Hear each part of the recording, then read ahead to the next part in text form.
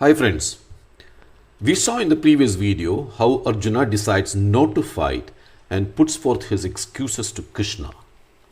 Krishna does not sympathize with Arjuna's arguments and states that such nervousness at this moment is unworthy of a noble mind. Rather, he reminds Arjuna that his duty is to fight and orders him to overcome his weakness of the heart. Arjuna is torn between his aversion to killing his relatives and Krishna's desire that he should fight. Aggrieved and confused, Arjuna asks Krishna for guidance and becomes his disciple. Krishna takes up the role of Arjuna's spiritual master from that of a friend and teaches him that the soul or the spirit is eternal, which cannot be killed, and that it's only the body that gets killed. Krishna insists that Arjuna's duty in this life is that of a warrior and that Arjuna must live to his highest potential by fulfilling that duty.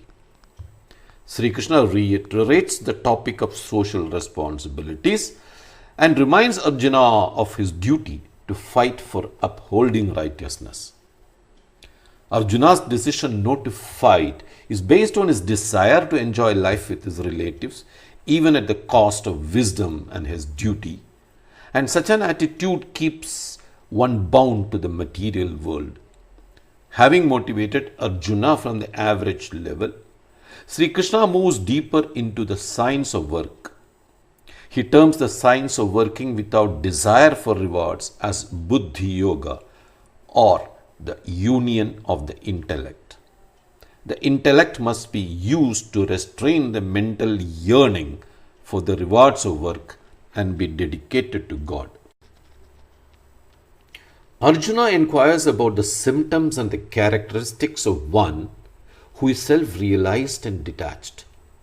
In response, Sri Krishna describes how persons situated in transcendence or who exist above the material world are free from attachment, fear, and anger. They are in a balanced state and undisturbed in all situations. Their senses are subdued and their minds are ever absorbed in God. He also gives a step-by-step explanation of how the afflictions of the mind, lust, anger, greed, etc., develop and how they can be eradicated. The chapter 2 deals with the spiritual manifestation of worldly things and provides an executive summary of the entire wisdom of the Bhagavad Gita. In this chapter, Sri Krishna initiated his teachings and spread over the next 16 chapters reveals the doctrine of the philosophy of life. Krishna, who was silently listening to all the grumbling of Arjuna, now becomes a mentor for him and asks him, "O Arjuna, you have been a very bold and balanced person, and from where has this weakness surrounded you at this crucial moment?" Krishna had to intervene because Arjuna had decided to hang his boots and decided to quit even before the war started. Krishna talks about life and death, one's duties, the need for balancing of mind, and all such things which are required to inspire a sagging soul. Let us analyze this from a business perspective. The Lord says Atman, or the soul or the spirit, is immortal and only the body undergoes change. Let us assume that we are working in an organization and an employee has been charge sheeted for a misconduct. The employee is well known and is also very close to you. However, you have been assigned to look into the alleged misconduct, and when the same was proved, you understand that stringent disciplinary action needs to be taken against the said employee. On the other hand, having known him for long, you would not like to take any action against him. You are now in a predicament, a dilemma, as Arjuna is in. Let us look at what Lord Krishna says about Atman, or the soul. He says the Atman is eternal or perpetual, as also is the organization where you work. Employees like you and others join and leave, and every employee is expected to do their part of job in the best way possible, most professionally and sincerely. Each employee is like the perishable body who joins on recruitment and who leaves the organization once his assignment is over. The organization where you work, on the other hand, is like Atman or soul or spirit. The employees come and go, but the organization stays on. As death does not affect the Atman, and similarly, the termination of an employee would not affect the organization. The organization was there even before you came in, and it would continue to be there even after you leave it.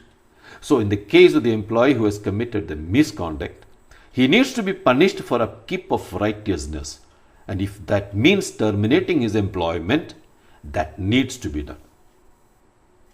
What is dedicated work? The Lord explains very clearly that we are not entitled for the fruits of the work, and our duty is only to work. Should we not work for the results?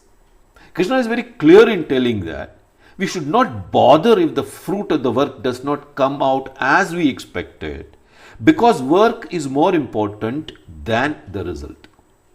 An employee has a lot of expectations from the organization, like a decent pay, good benefits, periodical salary hikes, and expected promotions. You've been recruited and you agreed to the terms and conditions of employment, which required you to work and execute your job in a certain way to attain certain goals.